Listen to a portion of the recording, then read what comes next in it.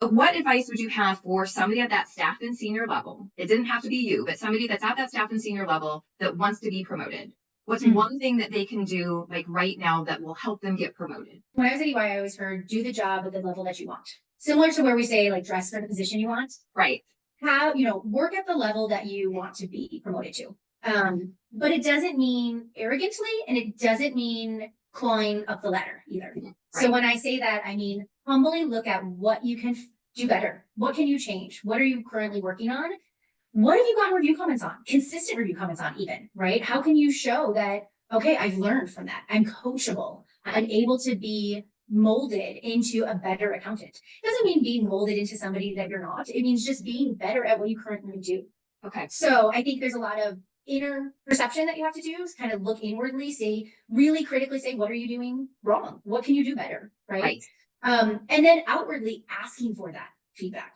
Ask people, you control your own career. That I will 100% say, no matter where you're at, from a staff to even myself as a VP and controller, I own my career. And so with that, it's on me to ask for guidance, ask for feedback, find the things that I'm not strong in and get additional help for those. So I think anyone kind of in that staff senior level, first research what it takes to be the next level, right? If you're a senior and you want to make manager, well, do you need your CPA? Well, then let's go out and get our CPA, right?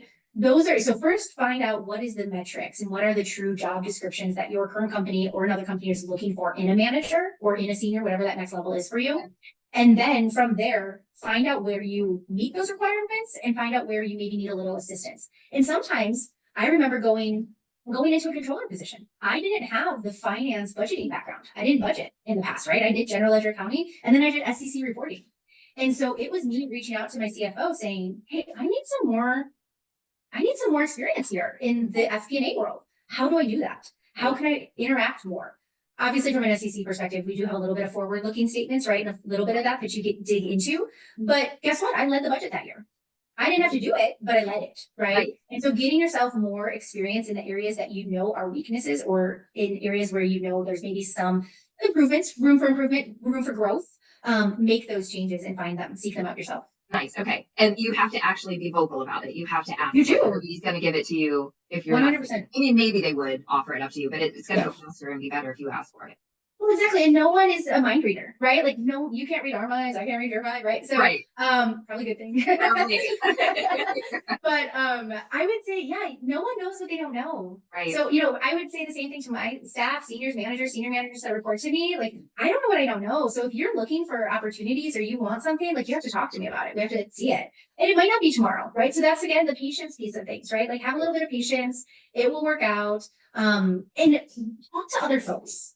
Outside of your organization, find a mentor, find a peer. All right. And then lastly, are you open to talking about being a working mom? Because obviously we haven't seen Sebastian come into the frame yet, but you have been very successful. You've worked for a lot of good companies. You've done, Big Four public accounting. You've done consulting. You've had some very stressful jobs, but yet you continually progressed in your career. Do you have any advice for working moms out there? Yeah, it's funny. Someone always, at least once a month, someone will say, wow, how do you do it all? Right? Like, you're doing it all. Yeah. And to add to this over, I have 4 kids too, so it's not just 1 or 2. So I do it, and I do it a lot. It seems like you do it with ease. Like, how do you do it? You just, isn't there a movie about you? Like, Parker was the mom or something? I don't remember. So I think a couple things. You won't do everything perfect. You just got to get rid of perfection. It's not going to happen, right? As I was not gonna lie, people had accused me of perfectionism growing up before having kids, right? So, and I always wanted to be perfect. Everything had to be exact. So you got to get rid of perfection a little bit. Right. You find what's important and you do it well. And so I have always so I came to the Valley pregnant, had my first baby when I was a SEC reporting manager at a new company, right? Like all the things. Right. It was very well received. Pregnancy is very well received. Having maternity leave, very well received, right? They get it. Being a working mom, very hard, very different. Okay. You also have to know that you are different and people will not see you differently though. Okay. So I say that because a lot of moms, we're the default parent. That's been a term that's kind of gone around a lot, right? Default parent. When the kids are sick, who calls them? Who gets picked up? Mom picks them up, right? Who they want, mom. Right. And so we will do more. It's okay. we'll just roll with it, right? Like, I think as women, we are very, very strong. We are probably the stronger sex out there, honestly, because we persevere, we get through stuff. Right. I think part of it is there's no magic tricks, there's no magic drinks, there's no wish there were. So I think as a working mom, it is tough. The days are long, the years are short, though. I've heard that saying when I first had my oldest, Anastasia, that the days are long, but the years are short. And it's so true. I mean, I look back now, she's 7.5, and I don't know where the time went, right? I have made it, if you draw a line and you clearly define expectations and you clearly define what you are willing to do, surprisingly, it's well received. I think that's the biggest thing for working moms. I think we have to do it all. We have to put everything on our backs and we just have to suffer through it and we're just going to get by and it's just going to work, right? And that'll work for a while, but you might regret it. You might turn around and regret it. Okay. So I think it's being purposeful in the times that we want to spend with our families and with work. Work will always be there. I have learned over many different companies, right? Good and bad, right? But they'll replace you easily.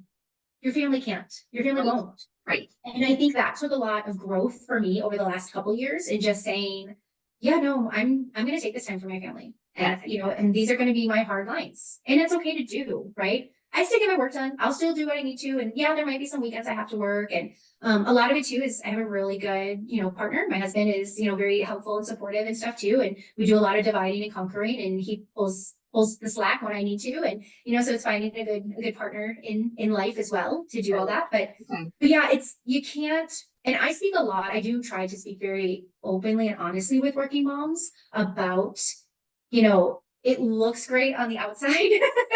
There's a lot of turmoil that's happening on the inside. Right. I don't want anyone to feel alone. I don't ever want someone to feel like, oh my gosh, this is so hard, but Heather makes it so easy. It's not. It's not. You just have to make defined lines. I also am an overachiever, which doesn't help. So, you do a lot with a little. But yeah, it's really look at what your family needs from you first and foremost, and then everything else lines up nicely. Okay. How are you? Oh, he's so cute. Okay. I like what you said about the perfectionism. You can't be perfect, especially with 4 kids. Something's going to blow up somewhere. But you've set your boundaries and people know your boundaries. And I think sometimes women feel bad because they're setting boundaries, whereas maybe a dad didn't feel so bad. But we just think it's wrong as a woman. And that is so great that you've done it. It's been well received. So congratulations. Thank you. Thank you. Yes. So I kept you a while today, and Sebastian has been so good throughout the whole interview there. Anything else that you'd like to say? You've given us such great advice, but are there any last words of wisdom? Yeah, no, I just think, just do what you can. And you said it great, just things will happen and it's okay, and asking for it, right? The other thing we do as women, I've been researching a lot over the last couple of years about how women in business operate, right? And the things that we do differently than men. We feel like we have to justify everything or tell everybody our life stories. Right. You can just say you're out of the office that day. It's okay. You can really say, you don't have to say, oh my gosh, Sebastian, we got called home because he bit somebody today and airing out all of the amazing family issues we have. Right. You can just say, hey, guess what? I'm going to head out early. I'm going to work from home the rest of the afternoon. Let me know if you need anything. And that's it. Right? And no is okay. Answer without the entire backstory is okay. And what you find for yourself is okay. If it's not what I'm doing, if it's not what 20 other women on Google are doing, or 20 other things are, TikTok likes aren't happening, that's okay. You got to do what helps you and your family first and foremost. Right. Okay. All right, Heather, I thank you for your time today. I've kept you a while, and so we really appreciate you taking the time to give your advice. Thank you, everybody, for watching this episode, and stay tuned in the next couple of weeks where we talk to another Valley leader. Thank you. Thank you.